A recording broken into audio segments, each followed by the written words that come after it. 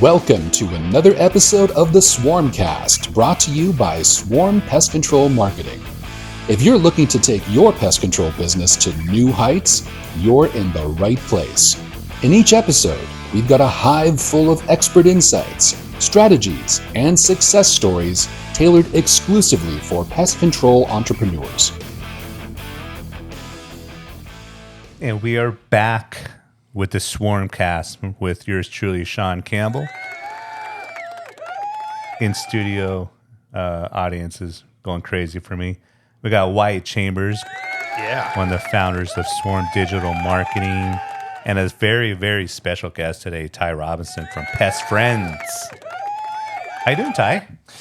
Doing pretty good. You doing all right? Oh yeah, Yeah? I'm doing really good. I'm going to brag about you a little bit. I came by, and for full transparency, Swarm Digital Marketing is right around the corner from Pest Friends. Yeah. Right. So I had to go in there to make sure that we're still on for our SwarmCast today. Yeah. And your representation of Pest Friends with the customer who was on the line with you, you're a true pro, dude.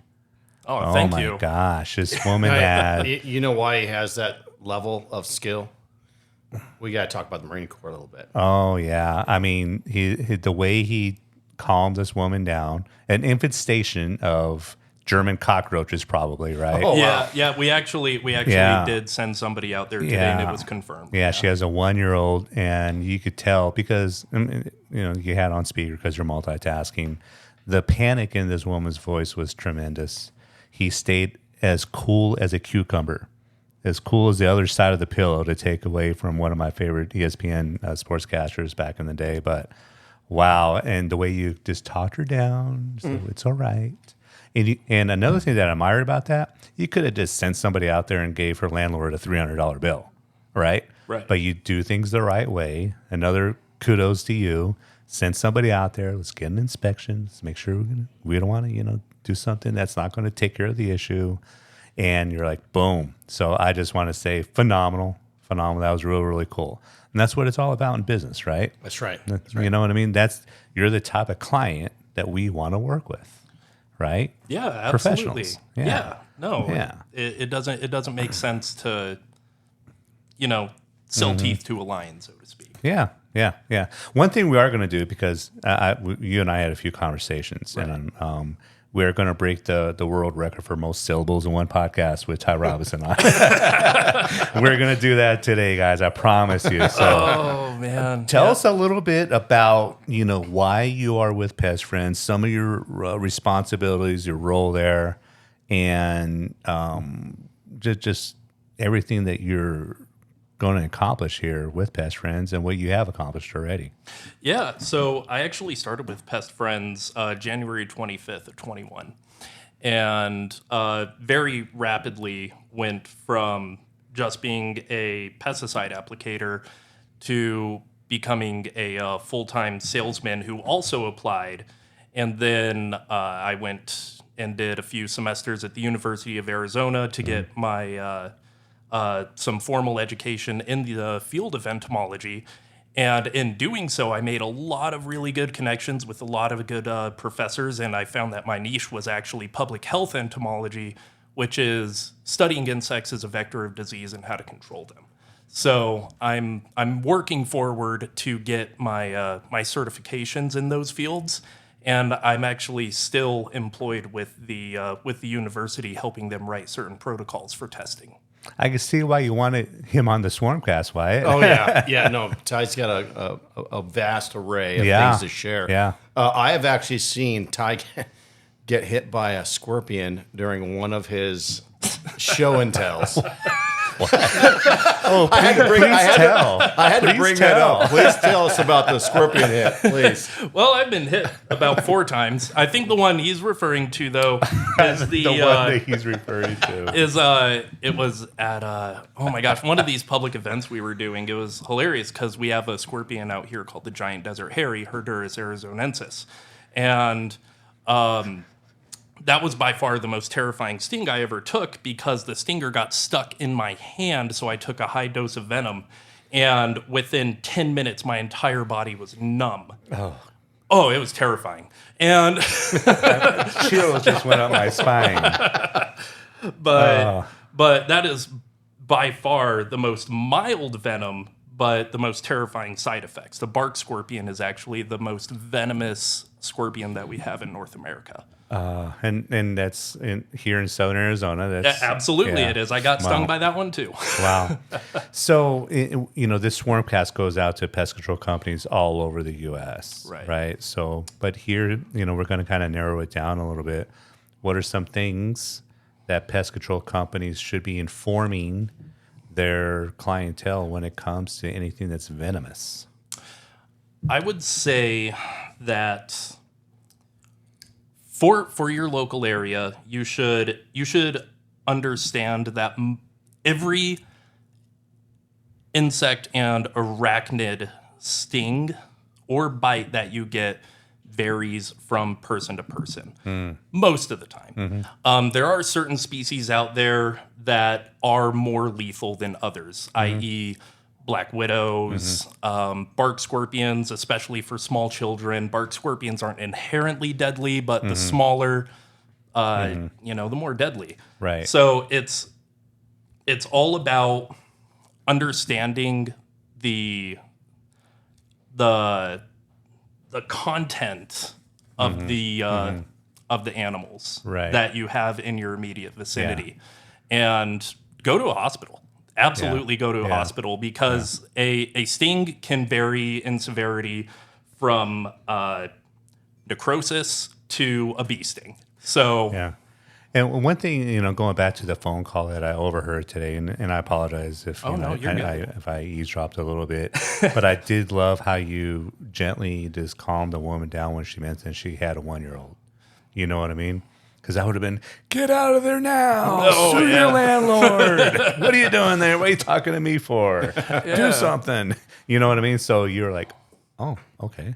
Well, that's something. Blah, blah, blah. And you get the same tone, very professional. Right. And it is, again, we love working on the digital marketing aspect for our clients. But furthermore, from every podcast, we want to give some extra nuggets. Of what pest control companies really need to do to grow their business. I was just going to say, I was looking at the review count on Pest Friends, and just last month, let's say almost 30 5-star reviews.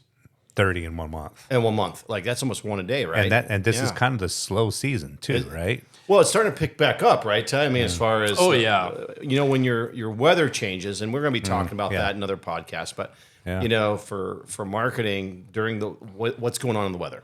Right. Yeah. Right. And so we see more activity kind of increasing. But, when you have somebody that doesn't respond favorably, what do? Like, if you saw a 1-star review, how would you handle that? So if I saw a 1-star review, I would first find out who the customer was, what we provided for them. Because that's going to give me a baseline of what I need to work with. Did we only perform an inspection? Did we perform a service? If we did perform a service, what products and protocols were used, and where did we go wrong? Because there are very few scenarios where we would receive a subpar review and we did everything right. Because 9 times out of 10, there's going to be a fault in protocol or application that results in a customer being dissatisfied. Yeah. You know what I really admired what you just said right now? You admit it's like, where did we go wrong? You know what I mean? It's like, there's some, I'm not pointing them out, maybe kind of a little bit indirectly, but there's some like service industry, trades out there that, I hate to say it, but especially in automotive, you're not right. It's like, you need to change that from a 1 to a 5-star. You're wrong about what we did. Right. But I really appreciate the fact that, hey, let's review everything. Where's our misstep here? And how are we going to fix this? Yeah. We all, make an error from time to time. As great as you look today after your workout, Wyatt. I was thinking, I just bought a vehicle. It was a service vehicle. Yeah. And I was going around and around with the finance director. Yeah. I wasn't too happy with him because it was like a bait and switch thing. Yeah. And it took 5 hours to resolve. Yeah. And he just could not be wrong. Yeah. And, I'll just share this. It doesn't cost anything to say exactly what Ty said. I know. It doesn't cost anything.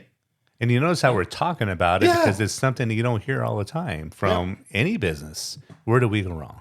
How can we improve this, and how can we fix this? I think sometimes people, when they think that they're wrong, that they're gonna die. It's just too much of a stretch, just to say something like that. And that's a really good point. If you take something from this cast today, it's hey, maybe we did something wrong. Mm-hmm. Now, there are going to be those out there, I'll just say this, being in business, and there are going to be people that are going to take advantage of that. Yeah. They're going to be like, hey, I really want a refund. all the Pest Friends customers are going to be calling right now. Hey. I got my phone on silent. Can I talk to Ty right now? Well, I think people aren't, necessarily looking for a refund. No. They're looking for a human being. And we call that H to H, human to human in marketing. Yeah. Yeah, one thing Pest Friends understands is like you're not really, you are in competition with other local pest control. Yeah, you are. Right. But in our era today, in business today, you're in competition with everybody. Because quite frankly, we're in an era where customer service just sucks today. It does, It actually, sometimes it really does. And after you mentioned that, it kind of reminds me, because I've been getting a lot of... I guess it's because I'm a bug nerd, but on my Facebook, I keep on seeing all these DIY pest control ads, and I'm just like, what? Yeah. And it just blows my mind because like the average person doesn't know how to professionally apply a product to make it work. Right. But they would rather have subpar product and service as opposed to deal with your typical customer service rep. Right. So this might be a good time to discuss. Do you want to do it yourselfer when it comes to termites? Or what about that bed bugs? And you're going to talk about that in a minute. Yeah. But do you want to do it yourselfer on that stuff? Not without proper training and understanding what those products are going to do to the animal that you're targeting. Mm-hmm. If you don't understand what those products are going to do, how long they're going to last, how to apply, it's always going to be better to consult a professional. Yeah. I just can't put it any more plainly than that. If you're going to try to be a do-it-yourselfer, you better have a few months of research under your belt at minimum. Yeah. I've lived here my whole life, and I learned like not that long ago that you have termites that are coming up from the earth, but then they have wings. They can fly right into your rafters. They don't have to come up through the earth. Yeah. Oh, yeah. Yeah. So, I hope I don't get a termite flying on my rafter anytime soon. Oh, yeah. that'd be a bad day. Sorry, Lily. So what else you got on the docket for us? You want to talk a little bed bugs? Yeah, a little bit of bed bugs. So there was bed bugs. I'm itching right now. I know. Yeah, nobody likes these guys, and neither do I, because they're a giant pain to treat. And that's kind of what I'm going to be talking about today, is a little bit of why they're a pain to treat. So I just recently read a review. I'll give you a quick little synopsis. Long story short, east side of the U.S., we're finding that bed bugs are gaining resistance to a class of pesticide called pyrethrins. Pyrethrins or /pyrethroids are going to be a product that is derived or mimicking a byproduct of the chrysanthemum flower. And they're developing a huge resistance to it, which is making it very difficult to treat bed bugs on the East Coast. Wow. Yeah. What's the answer? Well, I actually got some notes here. There are various things that could be in play here. Something that you need to keep in mind is also like why are they becoming resistant? So what are some things that are making them resistant? So there are three general areas that increase the natural resistance of bed bug. One of them, because of their fecundity, which is basically a fancy word of saying how often and how much they reproduce, they are very quick to create genetic mutations from one reproduction to another. And over time, if you use the same product over and over and over and over, they genetically modify themselves through reproduction to become more immune to a type of product. Another way they can, gain resistance to a type of product is actually by increasing their metabolism. So that way it doesn't have a chance to stay in their bodies long enough to do the effects that they need to. And there's actually physical barriers that they can not really place on themselves, but like it's sort of like if one bed bug has a thicker cuticle or an exoskeleton, it makes it harder for that pyrethrin to get into the insect to do its job. So it will more likely live and then reproduce future offspring with thicker cuticle. So those are some reasons why they would become more resistant to a product. Right. So I've got a yeah. Go ahead. Oh, as I smacked the mic. Let's go. But yeah, I've got a few. When I say novel treatments, it's kind of a misnomer. It's not so much that they're novel treatments, but they're non-typical of pyrethrin and imidacloprid, treatments. Yeah. So we've got a few of them. I'll go ahead and stop after I say each one, so you guys. I think we should start selling them little tiny cigarettes. Fun fact, that would actually work. Nicotine is a pesticide. Yep. I knew it. Nicotine is a type of pesticide, and a lot of modern birds pick up cigarette butts off of the streets and put it in their nest to fight against fleas. But that's a different story. I knew that. Yeah, who did it? Great tip for the birds. Right? Great tip for the birds. Yeah, pick up smoking. All right. So one of the things that some entomologists are looking at for treatment of bed bugs is biopesticides. Biopesticides are going to be something along the lines of the use of fungus, for example, to control bed bug populations. The one in particular that I'm referring to is called Beauveria bassiana. It doesn't have a common name. Otherwise, I'd be using it. I had to practice saying it. But yeah, Beauveria bassiana is a type of fungus that you can mix with water and spray those spores onto an affected area, and they only bloom when they come into contact with an organism. Yeah. So yeah. The person sleeping in the bed is going to wake up with a few mushrooms on their head, but it's fine. Yeah, it'll be good. Super Mario Brothers. I'm just imagining that's how. You guys ever played The Last of Us?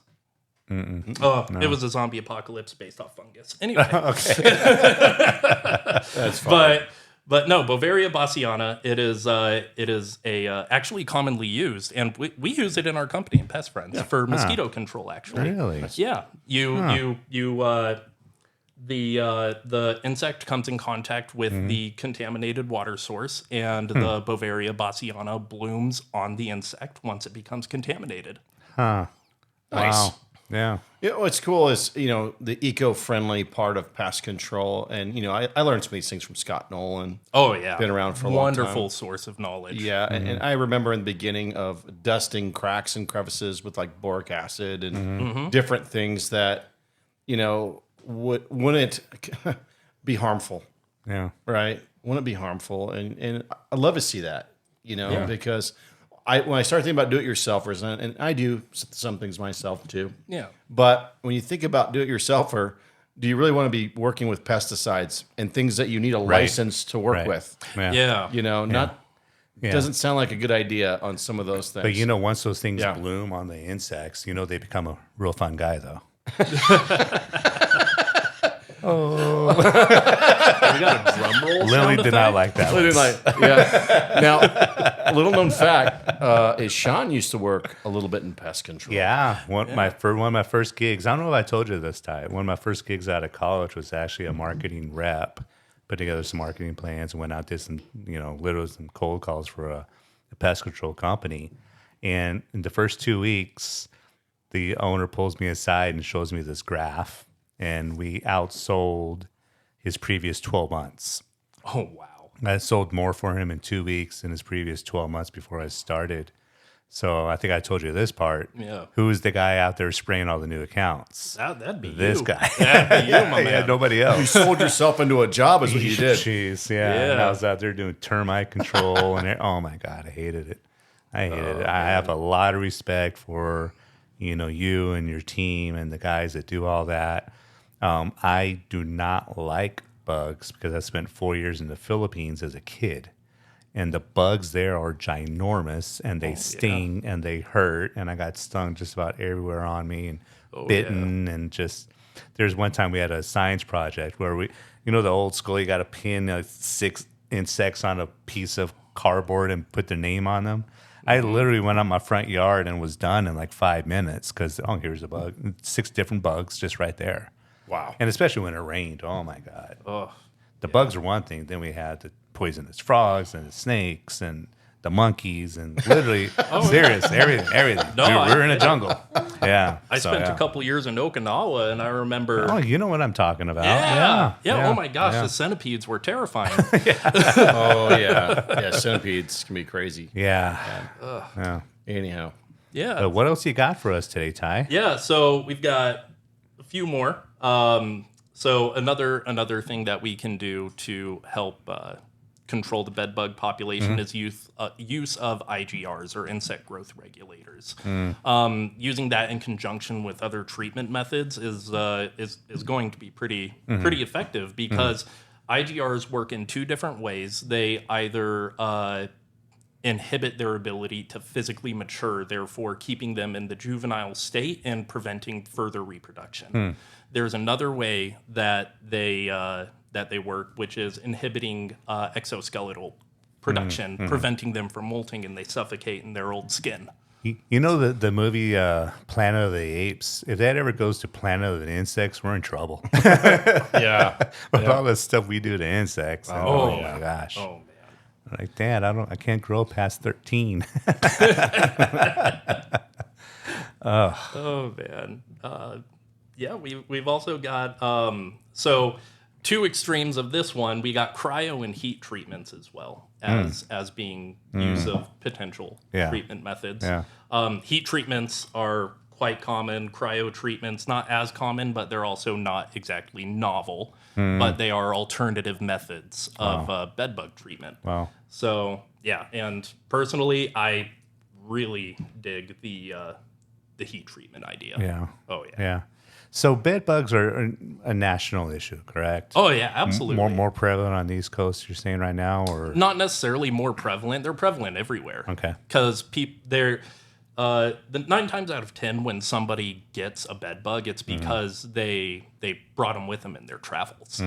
So you'll see them a lot in hotels, Airbnbs, and such, and you just bring them home with you. Yeah. Yeah. So with how can a fellow pest control company from another location, do you have an email address that they could reach out to you in case they need a little bit of a guidance, or what's the best way to get a hold of you? Yeah, I mean, if anybody does want to get a hold of me, email is always open. It's going to be Tai, TAI, pestfriends@gmail.com. Yeah. So again, if you have any questions about what your team is doing or not doing correctly, I know you have a vast array of other bugs and stuff that you guys handle. Oh yeah. But on this specific thing, in the subject, put bed bugs and pest friends. Oh yeah. Yeah. I was going to say that I wanted to share one marketing thing. There's actually a couple new things coming up, and for our account base that's even listening is, one of the ways to reach your target audience when you're marketing. One tool that we've started to use, it's more of an agency platform than a PCO. I'll explain. A lot of PCOs aren't going to be able to spend the kind of money to have access to AI data. Everybody has a cell phone, and it's tracking you whether you like it or not. Yeah. And yeah, you can turn certain things off, but most people don't. So one of the tools that we came up with is the same one that's actually Disney is using, Best Buy is using, Whole Foods is using, and probably, who knows, I know the city is using it here in Arizona. And what it does is it's tracking that cell phone data, so we could geo-fence maybe a zip code or an area that you want to target with your pest control company.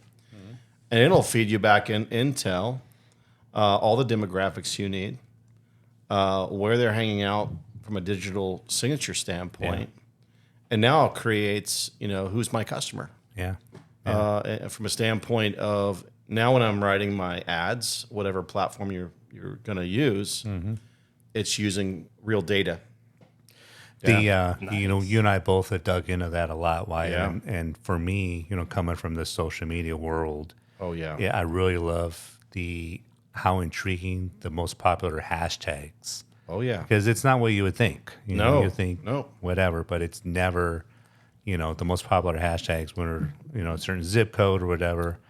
So that's the kind of, data that we have, and we put it to use. We put together phenomenal ads for our clientele that make sense. Yes. You know what I mean? So instead of just kind of testing dozens and dozens out, we actually, this is what the profile looks, this is what we're into, this is the videos they watch, this is, it does get very, very in depth. Oh, I believe it. Very granular. So we're very, very efficient for Pest Friends and everybody else that we, work with. So it's exciting to know that we're doing something that our competition is very, very good. No doubt about it. Sure. But it's exciting to see the level that we're push ourselves to make ourselves even better. So absolutely. Yeah. Any last words of advice? Put a lot. You're about 57 syllables short. 57. All right. Let me throw one more out there for you. Okay. Here's a method of control that I don't know. Mixed feelings about it, but I think it's interesting to think about the use of parasitic wasps. You get 57 on that. Just that one word. No. Here's the name of the wasp they want to use. Lariophagus distinguendus. Wow. Yeah, also doesn't have a common name. Otherwise, I'd be using that. Sounds like one of the characters on Dune. Hunger Games wasps. Games wasp, yeah. Tracker jackers. There they are. Yeah, I just wanted to throw that out there so that way you can make your syllable count. Now you're just showing off, Ty. But no, as far as bed bugs go, I actually brought something with me. No bed bugs, right? No bed bugs. Okay. No, it's actually a test. Oh. So this is something that we are starting to use to perform early detection of bed bugs. Ugh. And it is actually created by a company called ENVU, ENVU, and it's called True Detects. So what it does is it looks for biological markers of bed bugs, and it gives you results as far as a scant to severe infestation in as little as 15 minutes. Nice. And we've actually used it a few times to verify the presence or absence of them. So my advice to people is, if you think you got bed bugs, call a pest control company. Absolutely. If you think you got something going on, because it may or may not be bed bugs, but if something's biting you in the middle of the night, you're going to want to know what it is either way. Mm-hmm. Yeah. Absolutely. Yeah. So good. All right, Ty, I really appreciate your time. This will be the first of many episodes, I'm sure, that and we have a ton of more tremendous value and information that we could pass on to our clients.